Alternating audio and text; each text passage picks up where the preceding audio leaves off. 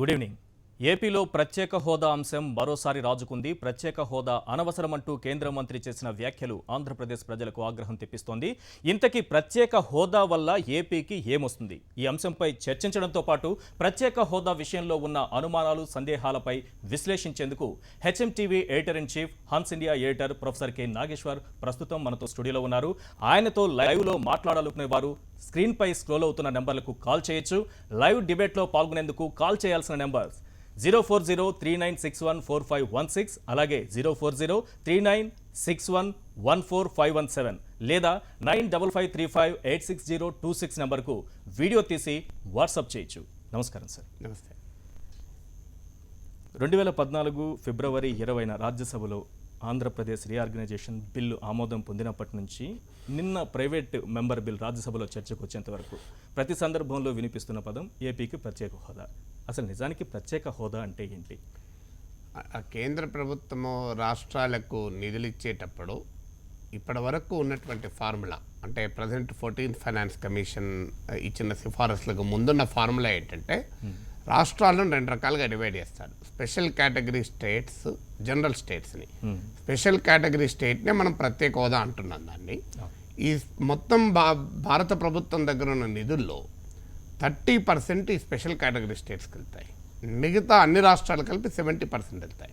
ఈ అన్ని రాష్ట్రాల్లో ఉత్తరప్రదేశ్ లాంటి పెద్ద పెద్ద రాష్ట్రాలు ఉన్నాయి. ఈ 30% వచ్చేటువంటి నిధుల్లో చిన్న రాష్ట్రాలు అవన్నీ ఇప్పుడు మణిపూర్, మేఘాలయ, నాగాలాండ్, సిక్కిం, త్రిపుర, ఇలా ఈశాన్య రాష్ట్రాలు, జమ్మూ కాశ్మీర్, ఉత్తరాఖండ్, హిమాచల్ ప్రదేశ్, ఈ 8 ఈ రాష్ట్రాలు మాత్రమే. అంటే మొదలు 8 ఉంటే తర్వాత 11 అయ్యాయి. ఈ రాష్ట్రాలకు మాత్రం ప్రత్యేక హోదా ఉంటాయి. ఇవన్నీ కలిపినా ఒక ఉత్తరప్రదేశ్ కన్నా చిన్నదే. ఇవన్నీ కలిపిన వీటికి 30% వెళ్తాయి. ఈ ప్రత్యేక హోదా స్పెషల్ కేటగిరీ స్టేట్స్ ఉన్న రాష్ట్రాలకు సహజంగానే నిధులు ఎక్కువ వస్తాయి. అందువల్ల ఈ స్పెషల్ కేటగిరీ స్టేటస్ కావాలి అని చెప్పి అన్ని రాష్ట్రాలు అడుగుతుంటాయి, తమకు అవకాశం ఉన్నంత మేరకు అడగాలి అని ఉంటాయి. ఎందుకంటే ఈ స్పెషల్ కేటగిరీ స్టేటస్ వస్తే నేను ఇంతకుముందు చెప్పినట్లు మొత్తం ఫండింగ్లో 30% వస్తాయి. రెండవది కేంద్ర ప్రభుత్వం ఇచ్చే పథకాలు ఉంటాయి. ఇప్పుడు మనకు సర్వశిక్ష అభియాన్, రాష్ట్రీయ మాధ్యమిక శిక్ష అభియాన్, ఉపాధి హామీ పథకం, ఇలాంటివి చాలా ఉంటాయి. ఈ పథకాలన్నింటిలో కూడా రేషియో ఉంటుంది. సెంట్రల్ గవర్నమెంట్ కొంత ఇస్తుంది, స్టేట్ గవర్నమెంట్ కొంత ఇస్తుంది. ఇది 50, 55, 70 ఇట్లా చాలా ఉంటాయి. రైల్వే ప్రాజెక్టులో 50-50 ఉంటుంది. కానీ స్పెషల్ కేటగిరీ స్టేట్స్కి వచ్చే వరకు 90% కేంద్రం ఇస్తుంది. అంటే 10% స్టేట్ గవర్నమెంట్స్ పెట్టుకుంటే సరిపోతుంది. ఇక బడ్జెట్కు నిధులు ఇవ్వడప్పుడు నిధులు ఎలా రాష్ట్రానికి ఇవ్వాలి? 70% అన్ని రాష్ట్రాలకు ఇస్తారు, కానీ ఇవ్వడానికి కొంత ప్రాతిపదిక ఉంటుంది. నీ తలసరి ఆదాయం ఎంత, నీ ఆర్థిక పర్ఫార్మెన్స్ ఎలా ఉంది, ఇలాంటి అన్ని క్రైటీరియా పెట్టుకొని ఒక ఫార్ములా ప్రకారం ఇస్తారు. స్పెషల్ కేటగిరీ స్టేట్స్కి వచ్చేవరకు ఈ ఫార్ములాకు అతీతంగా మీకు ఉన్న బడ్జెట్ అవసరాలను గుర్తించి ఇస్తూ ఉంటారు. అందువల్ల లాభం. సో ఇలాంటి ఇది కాక అనేక ఇన్సెంటివ్స్ ఉంటాయి, రకరకాలు ఉంటాయి. ఫండమెంటల్గా స్పెషల్ కేటగిరీ స్టేటస్ ఉంటే నిధులు మనకు ఎక్కువ రావడానికి అవకాశం ఉంటుంది. పన్నుల్లో రాయితీలు ఉంటాయి, పరిశ్రమలు ఎక్కువ రావడానికి అవకాశం ఉంటుంది. ఇప్పుడు ఉదాహరణకు హైదరాబాద్కు చెందిన ఫార్మా పరిశ్రమ ఈ హిమాచల్ ప్రదేశ్కు, ఉత్తరాఖండ్కి వెళ్ళాయి. కారణం ఏంటి అంటే special category status. Special category status ఉండే వరకు ఆడ పన్నుల్లో రాయితీలు ఉన్నాయని చెప్పి హైదరాబాద్లో ఉన్న పరిశ్రమలు తీసుకుపోయి అక్కడ రీలొకేట్ చేసుకున్నారు.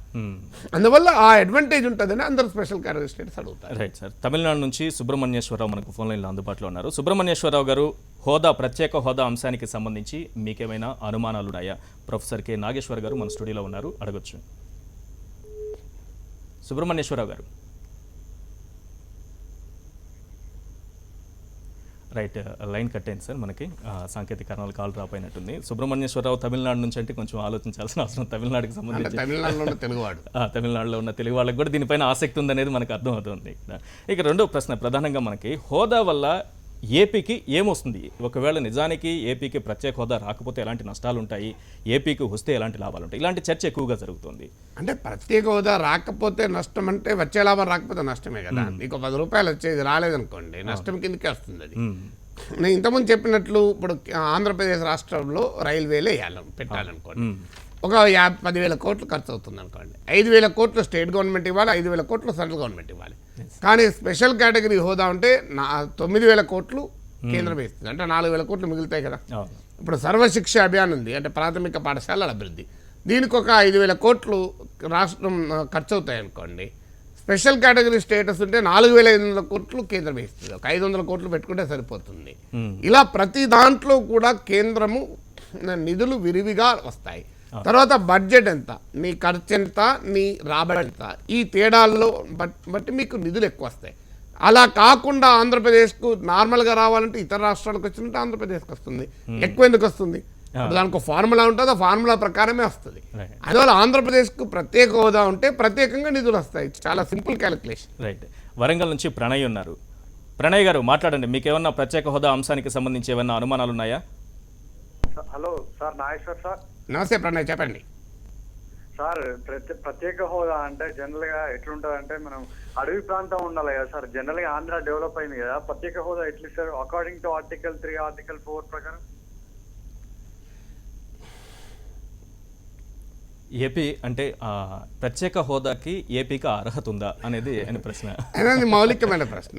అంటే ఫండమెంటల్గా ప్రత్యేక హోదా ఏ రాష్ట్రాలకు ఇస్తారు? అవును. మన వాడు ఇతను ప్రణయ్ చెప్పిన దాంట్లో కొంత లాజిక్ ఉంది, తర్కం ఉంది. ఏంటి తర్కం అంటే, ఒకటి సరిహద్దు రాష్ట్రమై ఉండాలి, అంటే వ్యూహాత్మకంగా సెన్సిటివ్ స్టేటే ఉండాలి. ఇప్పుడు అరుణాచల్ ప్రదేశ్, జమ్మూ కాశ్మీర్ ఆ హోదా వస్తుంది.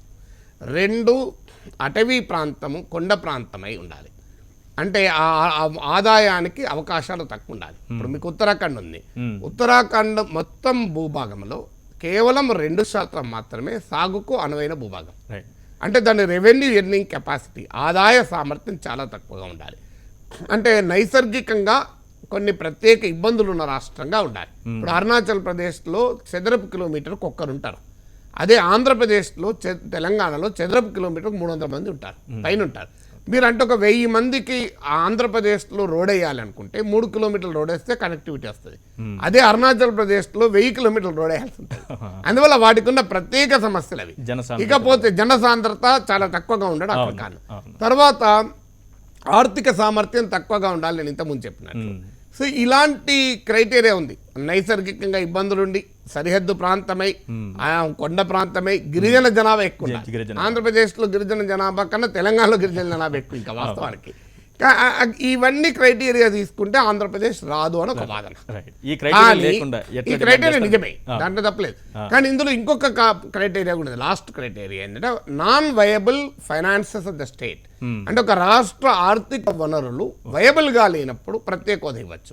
అది వయబుల్ గా ఎందుకు ఉండవంటే, ఆంధ్రప్రదేశ్కి ఒక రాజధాని, హైదరాబాద్ లాంటి ఒక రాజధాని కోల్పోయారు కనుక సహజంగానే ఆదాయం తగ్గింది. అసలు ఇవన్నీ పక్కకు పెడితే ఒక రాష్ట్రాన్ని విభజించేటప్పుడు ఇవన్నీ అవసరం లేదు.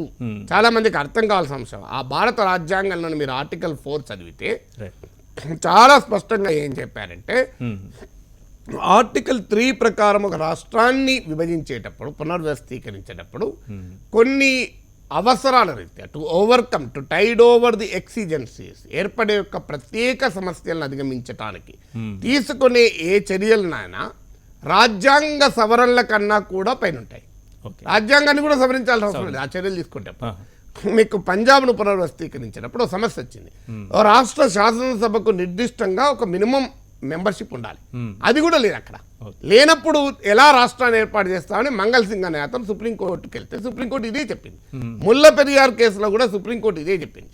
భారత రాజ్యాంగంలోని ఆర్టికల్ 3 and 4 ప్రకారం రాష్ట్రాన్ని విభజించేటప్పుడు ఏదైనా చేయొచ్చు. ఆ రాష్ట్ర విభజనకు ప్రాతిపదికగా ప్రత్యేక హోదా ఆంధ్రప్రదేశ్కు హామీ ఇచ్చారు.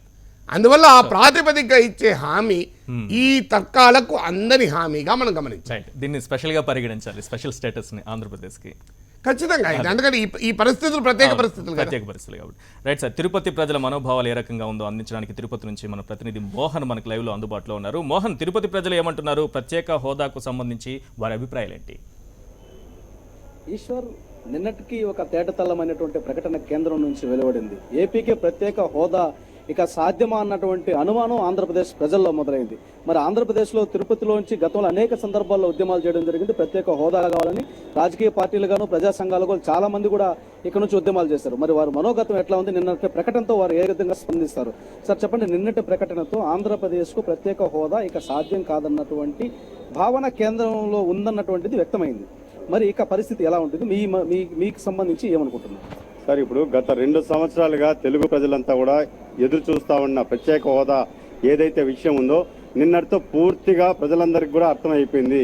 ఇంకా ఈ రాష్ట్రానికి ప్రత్యేక హోదా రాదు. ఎందుకంటే ఒక పద్ధతి ప్రకారం ప్రజల్ని నమ్మించి నట్టేట ముంచారు. ఈరోజు ప్రత్యేక హోదా వస్తేనే పరిశ్రమలు వస్తాయి, పెట్టుబడిదారులు వస్తారు, ఉద్యోగ అవకాశాలు వస్తాయి అని చెప్పని తీసుకొచ్చేది మాదే బాధ్యత అని చెప్పని కేంద్రంలో ఉండే వెంకయ్య నాయుడు గారు పదే పదే చెప్పారు. చంద్రబాబు నాయుడు గారు కూడా 20 సార్లు నేను ఢిల్లీకి పోయాను, మోడీ గారిని కలుస్తున్నాను, మాకు ప్రత్యేక హోదా ఇవ్వాల్సిందే, ఖచ్చితంగా ఇచ్చి తీరుతారు అని చెప్తున్నారు.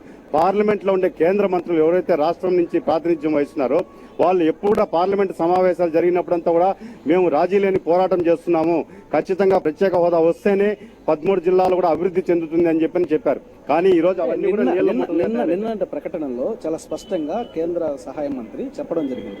ఆ ప్రకటనలో ఏపీకి ప్రత్యేక హోదా ఇవ్వాల్సిన అవసరం లేదు అన్నది విషయం గతంలో ఈ ప్రకటనలు చేసిన అందరికీ కూడా తెలుసు. మరి ఎందుకు ఇట్లాంటి ప్రకటనలు చేయడం జరిగింది? ఎందుకు ఈ రకమైన ఆశలు రేకెత్తడం జరిగింది? తెలుగు ప్రజల్ని నమ్మించి తడిగుడ్డతో గొంతు కోయేశారు. ఈరోజు కేవలం అధికార పార్టీ కానీ ప్రతిపక్ష పార్టీలు కానీ ఇద్దరు కూడా ఈరోజు తెలుగు ప్రజల్ని మోసం చేశారు. మీకు సంబంధించిన ఎంపీలు పార్లమెంట్లో ఉన్నారు, కేంద్ర మంత్రులుగా చెలామణి అవుతున్నారు. మేము పదే పదే ఈ హెచ్ఎంటీవీ ద్వారా అనేక సందర్భాల్లో చెప్పాం, కేంద్ర మంత్రుల్ని రాజీనామా చేయమని చెప్పండి, ఒత్తిడి పెంచండి. మీరు ఒత్తిడి పెంచకపోతే వాళ్ళు మమ్మల్ని చులకనగా చూస్తున్నారు. ఆంధ్ర ప్రజలంటేనే కేంద్రంలో ఉండే బీజేపీ ప్రభుత్వానికి లెక్కలేని తనం వచ్చేసిందని చెప్పని. కానీ చంద్రబాబు నాయుడు గారు ఆడ తెలంగాణలో ఎప్పుడైతే ఓటుకు నోటు కేసు జరిగిందో ఆ రోజు నుంచి వాళ్ళు ఒక కక్ష సాధింపు ధోరణితో మోడీ గారు వ్యవహరిస్తూ ఎక్కడ కూడా నిధులు ఇవ్వడం కానీ అభివృద్ధి కార్యక్రమాలు చేపట్టడం కానీ చేయకుండా వాళ్ళు చెప్పండి. మీరు గతంలో కూడా సమైక్యాంధ్ర ఉద్యమం చేశారు, ఆ తర్వాత ప్రత్యేక హోదా కావాలని కూడా పోరాటం చేశారు. అంటే ఈ ప్రకటన తర్వాత మీరు ఏం కోరుకుంటున్నారు? తెలుగు ప్రజల అభిమానంతో హెచ్ఎంటీవీ చేస్తున్న కార్యక్రమానికి మొదట అభినందనలండి. ఓడెక్కిన తర్వాత ఓడమల్లన్న, ఓడ దిగేస్తే బోడి మల్లన్న అనే లెవెల్లో ఈరోజు బీజేపీ నాయకులు చేస్తున్నారు. మోడీ గారు చేస్తున్న వ్యవహారం అంతా నీతి ఆయోగ్ కమిటీ మద్యం పెట్టుకొని ప్రధానంగా జాతీయ అభివృద్ధి మండలికి ప్రత్యేక హోదా ఇవ్వాలంటే రాష్ట్రానికి అర్హతలు 4 ఒకటి 5 అండి. ఒకటేంటంటే కొండ ప్రాంతం అయి ఉండాలి, రెండోది ఏంటంటే గిరిజనులు అత్యంత ఎక్కువగా ఉండాలి, మూడోది ఏంటంటే సరిహద్దు రాష్ట్రాల్లో ఉన్నటువంటి గ్రామాలన్నీ కూడా సరిహద్దు రాష్ట్రాల్లో కానీ అట్లాగే విదేశాల సరిహద్దుల్లో ఉండాలి, నాలుగోది ఏంటంటే అభివృద్ధి పరంగా ఉన్నటువంటి ఆర్థిక అవకాశాలన్నీ కూడా నాశనమై ఉండాలి, 2 ఆర్థిక లోటుపాటు ఉండాలి. ఈ 5 అంశాలు ఉంటే ప్రత్యేక హోదా ఇచ్చేయించండి నేషనల్ డెవలప్మెంట్ కౌన్సిల్. ఈ అర్హతలున్న రాష్ట్రం ఆంధ్రప్రదేశ్కు ఉందండి. ఎందుకంటే 16,000 లోటు బడ్జెట్ ఉంది, ఆల్రెడీ జనసాంద్రత ఎక్కువగా ఉంది, నీటికున్న కరువు పరిస్థితి ఉంది. ఇవన్నీ దృష్టిలో పెట్టుకొని నేషనల్ డెవలప్మెంట్ అథారిటీ వాళ్ళు నీతి ఆయోగ్ కమిటీ ఖచ్చితంగా ఇచ్చి తీరాలి ఆంధ్ర రాష్ట్రానికి. చూస్తున్నా ఇప్పటికి కూడా ఆంధ్రప్రదేశ్లో అంటే ముఖ్యంగా తిరుపతి నుంచి గతంలో పోరాటం చేసినటువంటి వారందరూ కూడా ఆంధ్రప్రదేశ్కు మోసం జరిగిందన్నటువంటి అభిప్రాయాన్ని వ్యక్తం చేస్తున్నారు. ఆంధ్రప్రదేశ్కు ప్రత్యేక హోదా ఇచ్చి తీరాలన్నటువంటి అభిప్రాయాన్ని ఇప్పటికీ కూడా వారు బలంగా వ్యక్తం చేస్తున్నటువంటి పరిస్థితి ఉంది. Eshwar right, thank you Mohan. Sir, మనం చూస్తున్నాం నిన్న ఇప్పుడు కూడా అందరూ మనకి తిరుపతి నుంచి వాళ్ళ అభిప్రాయాలు వ్యక్తం చేస్తున్న సమయంలో నిన్న హోంశాఖ సహాయ మంత్రి చౌదరి చేసినటువంటి వ్యాఖ్యల్లో ప్రధానంగా కనిపిస్తోంది, విభజన చట్టం అమలు చేస్తున్నాము, పన్ను ప్రోత్సాహకాలు ఇస్తున్నాము, కేంద్ర సాయం డెఫినెట్గా మీకు ఉంటుంది ఏపీకి అని చెప్తున్నారు. అదే సమయంలో మీకు అవసరం లేదు, ఏపీకి ప్రత్యేక హోదా అవసరం లేదు, అనవసరం అనే మాటను కూడా ఆయన తీసుకొచ్చారు. నిజానికి ఇవన్నీ కాకుండా ఒక ప్రత్యేక ప్యాకేజీ విషయాన్నే పైకి తీసుకొచ్చి ఈ ప్రత్యేక హోదా విషయాన్ని పక్కన పెడితే ప్రత్యేక ప్యాకేజీ సరిపోతుందా? ఇప్పుడు ఇది ఎట్లుందంటే ఒకడు వెనకాల కాలాన పెళ్లి చూపులకు పోయాడట, ఎంతకు పెళ్లి కూతురు చూపెడతాడట. బామ్మడి వచ్చి నమస్తే పెట్టిండు, మామచ్చి నమస్తే పెట్టిండు, అత్త వచ్చి దండం పెట్టింది, ఇంకా సడ్డకుడు కాబోయే సడ్డకుడు వచ్చి దండం పెట్టాడు. వీడు ఆఖరి చూసి పెళ్లి కూతురు తప్ప అందరూ చూపెడతామన్నారట. అంటే వీళ్ళందరినీ పెళ్లి చేసుకుంటాడా? ఇప్పుడు బామ్మడిని చూపెడితే తప్పలేదు, నమస్తే అంటాం. సడ్డకుని చూపెడితే తప్పలేదు, మరదలు చూపెడితే తప్పలేదు, ఇంటి పనామాలు కూడా కనబడితే కూడా తప్పలేదు, పక్కింటి వాళ్ళు కనబడితే తప్పలేదు, కానీ అసలు పెళ్లి కూతురు కనబడాలి. అందువల్ల ఈ లాజిక్ ఏంటి అసలు నాకు అర్థం కాదు. అది ఒక్కడ తప్ప. ఇప్పుడు అదేదో యమధర్మరాజు నీ పతి ప్రాణంబు దక్క అన్నాడు సతీ సావిత్రికి. ఆఖరికి ఆమె ఏమడిగింది, పిల్లల్ని ఇయ్య అన్నాడు. ఓకే అన్నాడు. అన్నాక ఇంకెక్కడికి పోడు అన్నాడు. పతి లేకుండా ఎక్కడ ఉంటుంది అది. సో అందువల్ల ఈ కథలు చెప్పడం, కహానీలు చెప్పడం కాదు. మరి ఒక ఫండమెంటల్ పాయింట్ ఏంటంటే పార్లమెంటు సాక్షిగా ఇది ఇచ్చిన హామీ. మీరు నరేంద్ర మోడీ గారు అమరావతికి వచ్చి పార్లమెంటు మట్టి, పార్లమెంట్ ప్రాంగణంలో పార్లమెంట్లో ఉన్న నీళ్లు తీసుకొచ్చారు. పార్లమెంటుకి ఆయన మొదటిసారి వెళ్తూ మెట్లకు దండం పెట్టి వెళ్ళాడు. బాబు, మెట్లు అందరూ తొక్కుకుంటూ వెళ్ళే మెట్లు నీకు చాలా గొప్పది, మట్టి నీకు చాలా గొప్పది, నీళ్లు నీకు చాలా గొప్పది. ఇవన్నీ గుజరాత్కు తీసుకెళ్ళి పార్లమెంట్లో ఇచ్చిన హామీని ఆంధ్రప్రదేశ్ పట్టుకురా. పార్లమెంట్లో హామీ మాత్రం పవిత్రం కాదంటాడు. ఇదేమన్నా అర్థం ఉందా? సో పార్లమెంట్లో ఉన్న హామీని మించిన పవిత్రత ఇంకేమైనా ఉందా? సో కామన్ సెన్స్ కదా ఇది. అవును. పార్లమెంటు మట్టి నీళ్ళే ప్రధాన పవిత్రమైతే ఇచ్చిన హామీ కాదు. ఇంకొకటి మనం అర్థం చేసుకోవాల్సింది, చట్టంలో ఉన్నాయని చేస్తాం. చట్టంలో ఉన్నాయని చేస్తావు, నువ్వు చెప్పేది ఏంటి? చట్టం చేశారు కాబట్టి అది నీ డ్యూటీ కదా. అవును. నువ్వు డ్యూటీ కదా. చట్టంలో ఉన్నాయని చేస్తామంటే అదే ఉన్నది. ఇప్పుడు ఈశ్వర్ గారు మీరు అడిగారు అనుకోండి, నేను సార్ యాంకర్ క్వశ్చన్లు అడుగుతాను, నీ డ్యూటీ అది క్వశ్చన్లు అడుగుడు. క్వశ్చన్లు అడగకుండా నువ్వు నాకేమన్నా టిఫిన్ తినిపిస్తే, అరే పాపం ఈశ్వర్ గారికి డిస్కషన్కి వచ్చినప్పుడు టిఫిన్ తినిపించిన సంతోషపడతాను. నేను క్వశ్చన్లు అడుగుతా, క్వశ్చన్లు అడుగుతా, నేను డ్యూటీ అయ్యా. అప్పుడు పార్లమెంట్ చేసిన చట్టాన్ని అమలు చేయడం అనేది కేంద్ర ప్రభుత్వ డ్యూటీ. అదేదో మెహర్బానీ కాదు, మురువత్ కాదు. అందువల్ల అది అమలు చేయకపోతే కోర్టుకు వెళ్ళొచ్చు, సుప్రీంకోర్టుకు. నాకు చట్టంలో ఉన్నది అందుకు అమలు చేయడం లేదని కంటెంప్ట్ ఆఫ్ పార్లమెంట్ అవుతుంది అది. అందువల్ల అది కాదు, కథలు కాదు. మీకు ఫండమెంటల్ పాయింట్ చట్టంలో ఉందా లేదా అనేది సాంకేతికపరమైన అంశం. రాజకీయపరమైన అంశం ఏంటి? పార్లమెంట్లో వెంకయ్య నాయుడు గారు అడిగారు, మన్మోహన్ సింగ్ గారు ప్రకటించారు. ఈ రెండు పార్టీలు ఇప్పుడు పార్లమెంట్లో సగం కన్నా ఎక్కువ. ఇంకా మీకు ప్రాబ్లం ఏంటి? 5 ఏళ్ళు ఇస్తామని మన్మోహన్ సింగ్ గారు ప్రకటన చేస్తే 10 ఏళ్ళు కావాలని వెంకయ్య నాయుడు గారు అడిగారు. 15 ఏళ్ళు ఇస్తామని చెప్పి మోడీ గారు, చంద్రబాబు నాయుడు గారు తిరుపతి వెంకన్న సాక్షిగా కలియుగ వైకుంఠలోని ఆ అతి గొప్ప దేవుని పాదాల సాక్షిగా ఇచ్చినటువంటి వాగ్దానం కదా. మరి ఆ వాగ్దానానికి కూడా వాల్యూ ఉంటుందా?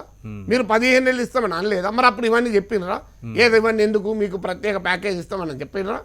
అందువల్ల ఆంధ్రప్రదేశ్ ప్రజలకు ఉండే రాజ్యాంగబద్ధమైన, చట్టబద్ధమైన, రాజకీయపరమైన హక్కు ప్రత్యేక హోదా, ప్రత్యేక ప్యాకేజ్. రెండిటికి మ్యూచువల్లీ ఎక్స్క్లూజివ్ కాదు, దే ఆర్ మ్యూచువల్లీ ఇంక్లూజివ్. ఒకదాని కొరకు ఒకటి కాదు, రెండు కావాలి అన్నది ఆంధ్రప్రదేశ్ ప్రజలకు న్యాయంగా దక్కాల్సింది. చంద్రారావు గారు ఉన్నారు హైదరాబాద్ నుంచి. చంద్రారావు గారు, మీ ప్రశ్న ఏంటండి ఏపీకి ప్రత్యేక హోదా అంశం పైన? సార్ నమస్తే సార్. నమస్తే చంద్రారావు గారు, చెప్పండి. సార్ నా ప్రశ్న ఏంటంటే సార్, ఆంధ్ర ప్రజలకి రాజ్యాంగపరమైన హక్కులు ఉన్నాయని రాష్ట్ర విభజన జరిగిన రోజే మేము అనుకోలేదు సార్. ఆంధ్ర ప్రజలకు అసలు రాజ్యాంగపరమైన హక్కులు లేవని నా భావన. ప్రత్యేక హోదాపైకి వచ్చేటప్పటికి ఏంటంటే, బీజేపీ వాళ్ళు బిల్లులో ఉన్నదానికంటే ఎక్కువ చేస్తాం అని చెప్పి ఇది బిల్లులో లేదని ఒక విషయం చెప్తున్నారు. ఎందుకంటే కాంగ్రెస్కి ఎలాగుందో సేమాంధ్ర ప్రజలు వేయరు, ఎట్లయినా కాకపోతే తెలుగుదేశంకి మాకేస్తారు. టీడీపీ బీజేపీ రెండు కలిసి వ్యూహాత్మకమైన ఎత్తుగడలు వేసి మొత్తానికి ఆంధ్ర ప్రజల్ని ముంచేయడానికి ప్రయత్నిస్తున్నారు. ఇంకొక విషయం, సేమాంధ్ర ప్రజలు ఒక ఉద్యమం, తెలంగాణలో ఏ విధంగా అయితే ఒక ఉద్యమం వచ్చిందో, సీమాంధ్ర ప్రజలు పన్నులు కూడా కేంద్రానికి ఎందుకు మనం వెలివేయబడ్డాం, కేంద్రం నుంచి, భారతదేశం నుంచి వెలివేయబడిన ప్రాంతం. ఒక ఉద్యమం లాంటిది ప్రజలకు మీ హెచ్ఎంటీ ద్వారా నేను తెలియజేయాలనుకుంటుంది ఏంటంటే, ఉద్యమం లాగా సీమాంధ్ర ప్రజలందరూ స్పందిస్తారని ఎక్కడైనా లేచి మొదలుకొని రోడ్ల మీదకి వచ్చి ఈ ప్రభుత్వాన్ని, ఎవరైతే డ్రామా చేస్తున్న ప్రస్తుత అధికార పార్టీని, కేంద్రంలో ఉన్న 2 పార్టీలని స్తంభింప చేస్తే గానీ ఈ పనులు జరగవు సార్. రాజ్యాంగపరంగా వీళ్ళు ఎవరు ఎప్పుడు ప్రవర్తించలేదు రాజకీయ నాయకులు. ఈ రాజకీయ నాయకులు చంద్రరావు గారు, తెలుగు ఆంధ్రప్రదేశ్ ప్రజలు ఉద్యమాలు చేయాలనే దాంట్లో అభ్యంతరం లేదు, చాలా సంతోషం. కానీ వెలివేయబడాల్సిన అవసరం లేదు. భారతదేశం నుంచి వెలివేయాల్సిన అవసరం భారతదేశానికి లేదు, ఆంధ్రప్రదేశ్ ప్రజలకు లేదు. ఆ రకమైన భావాల్ని పొరపాటుగానో కావాలనో కూడా ఎప్పుడు మనం రెచ్చగొట్టకూడదు. ఆంధ్రప్రదేశ్ ప్రజలకు ఉండే హక్కు, రాజ్యాంగపరమైన హక్కులు ఆంధ్రప్రదేశ్ ప్రజలకు కూడా ఉంటాయి, ఎందుకుండవు? మీరు ఆ రకమైన రాజకీయ నైరాశ్యం సమస్యకు పరిష్కారం కాదు. సమస్యకు పరిష్కారం ఏంటంటే, ప్రజలకు ఇవాళ ఈ హెచ్ఎంటీవీ తరఫున మేము ఈ కార్యక్రమం పెట్టడంలో ఉద్దేశం ఏంటంటే, కేవలం ఎవరిపైనో ఆడిపోసుకునేందుకే కాదు. ప్రత్యేక హోదా అంటే ఏమిటి, ఆ ప్రత్యేక హోదా పైన ఉండే అనేక అంశాలు, 10 ప్రశ్నలు మేమే లేవనెత్తి ప్రజల ముందు ఉంచుతున్నాం, వాటికి సమాధానం చెప్తున్నాం. మీకు ఇదే కార్యక్రమం మీరు చూస్తూ ఉండండి, పరిష్కారాలు కూడా చెప్తాం, ఏం చేయాలనేది కూడా చెప్తాం. అందువల్ల దీనిపైన సమగ్రమైన ప్రజా చైతన్యం ద్వారా మాత్రమే ప్రజాస్వామ్యంలో సమస్యల పరిష్కారం అవుతుంది, నిరాశ నిస్పృహల వల్ల కాదు.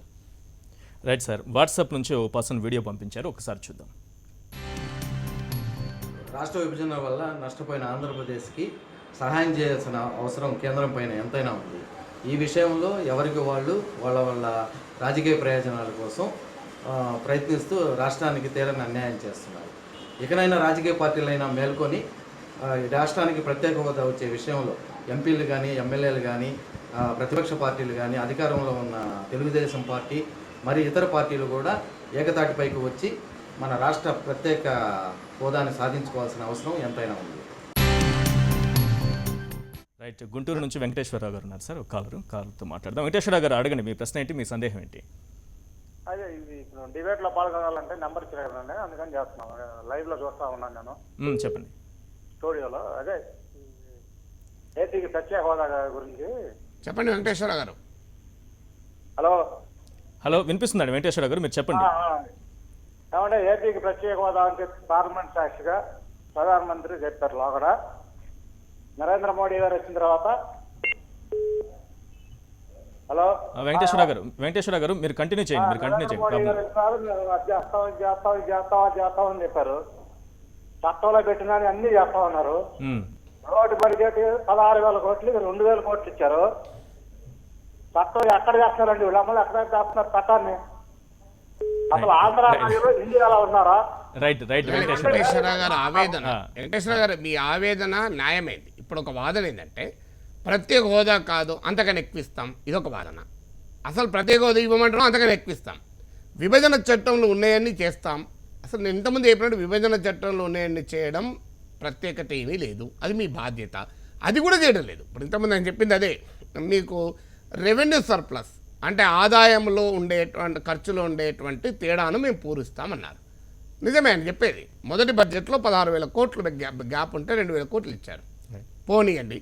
విభజన చట్టంలో ఏమనుందంటే క్లియర్గా రాయలసీమ, ఉత్తరాంధ్ర వెనుకబడిన ప్రాంతాలకు మేము మౌలిక వసతుల కల్పనకు ప్రత్యేక సహాయం చేస్తామన్నారు. మౌలిక వసతులను అంటే ఇన్ఫ్రాస్ట్రక్చర్, రోడ్లు, రైల్వేలు, మీకు రేవులు, విమానాశ్రయాలు, విద్యుత్తు, ఇవన్నీ ఇన్ఫ్రాస్ట్రక్చర్ కిందకి వస్తుంది. వీటి కొరకు 7 జిల్లాలకు మేము సహాయం చేస్తాం, జిల్లాల పేర్లతో సహా చెప్పారు రాష్ట్ర పునర్వ్యవస్థీకరణ చట్టంలో. మీరు గూగుల్కి వెళ్ళి ఆంధ్రప్రదేశ్ స్టేట్ రీఆర్గనైజేషన్ యాక్ట్ని కొట్టండి, కేంద్ర హోంమంత్రిత్వ శాఖ వెబ్సైట్లో ఉంటుంది.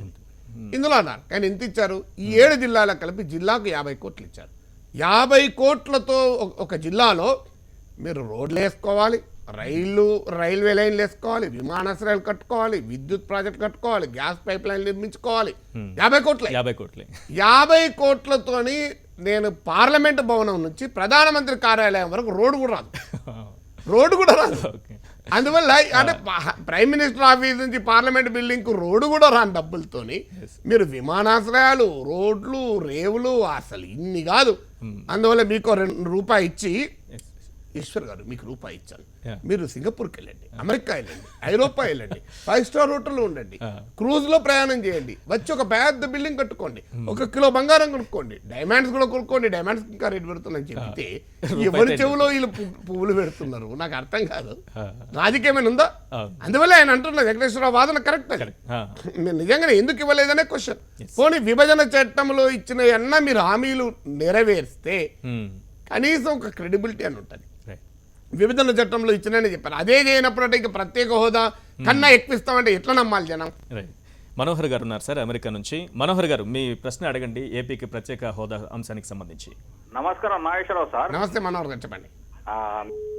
అనేది ఏంటంటే ఇప్పుడు విభజన చట్టం లోపట పార్లమెంట్ లోపట పెద్దగా మొత్తుకున్నారు. మన్మోహన్ సింగ్ గారేం 5 ఏళ్ళు అంటే వెంకయ్య నాయుడు గారు లేచి 10 ఏళ్ళు అన్నాడు. మరి నరేంద్ర మోడీ గారు వచ్చి చంద్రబాబు వచ్చి 15 ఏళ్ళు అన్నారు. మరి విభజన చట్టం లోపల 3-4 ఆర్టికల్ ప్రకారము మరి రాజ్యాంగ సవరణ చేసేది ఏం లేదు కదా. మరి తెలంగాణ మండళ్ళు ఈ పోలవరంలో కలిపినప్పుడు ప్రత్యేక హోదా ఇయ్యటానికి వీళ్ళకి ఏమొచ్చింది? ఏమన్నా బాధనా? మనోహర్ గారు ప్రజలను మోసం చేసేస్తూ మొత్తం ప్రజలు. మనోహర్ గారు మీరు చాలా ఫండమెంటల్ క్వశ్చన్ అడిగారు. నేను ఇప్పుడే కాదు, ఈ రాష్ట్ర పునర్వ్యవస్థీకరణ పైన విభజన జరుగుతున్న సమయంలో పదే చెప్పాను, understanding the innovatable is the genius అంటారు. ఏదైతే అనివార్యమో, నీకు ఇష్టం ఉండొచ్చు ఉండకపోవచ్చు, ఇప్పుడు ప్రాణమే పోతుంది అనే పరిస్థితి వచ్చింది అనుకో, కాలు కొట్టేసుకోవాలనుకో, కాలు కొట్టేసుకుంటూ ఉండవు.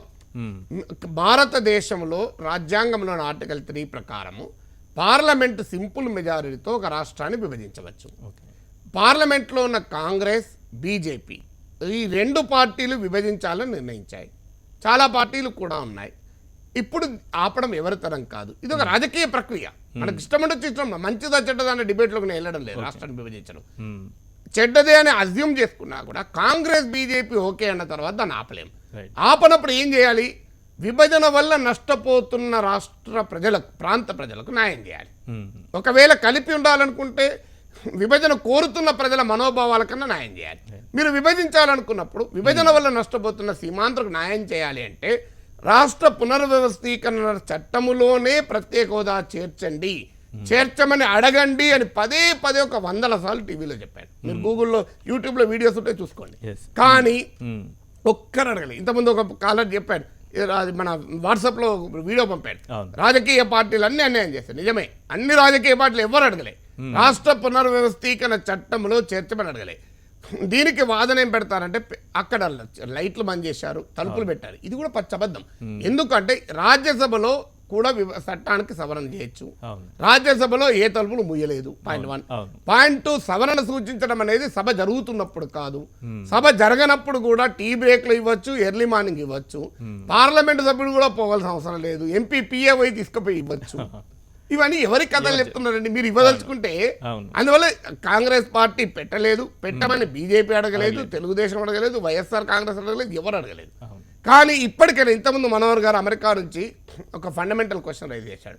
ఎవరిని అడగకుండా తొలి కేబినెట్ సమావేశంలోనే రాత్రికి రాత్రి రహస్యంగా తెలంగాణ రాష్ట్రంలో ఉన్నటువంటి మండలాలను తీసుకెళ్లి పోలవరం ముంపు మండలాన్ని ఆంధ్రప్రదేశ్లో మీరు కలపడానికి, ఆంధ్రప్రదేశ్ రాష్ట్ర పునర్వ్యవస్థీకరణ చట్టానికి సవరణ చేసినప్పుడు ప్రత్యేక హోదా కూడా ఇస్తూ ఆ చట్టంలోనే సవరణ చేస్తే రాజ్యాంగంలోని ఆర్టికల్ 4 ప్రకారం ఏ శక్తి ఆపలేరు కదా. మరి ఆ పని చేయమని అడుగుతున్నారు. అవును. రైట్ సార్, ఇప్పుడు ఒక షార్ట్ బ్రేక్ తీసుకుని ఏపీకి ప్రత్యేక హోదా అంశానికి సంబంధించి విశ్లేషణ కొనసాగిద్దాం. Take a short break.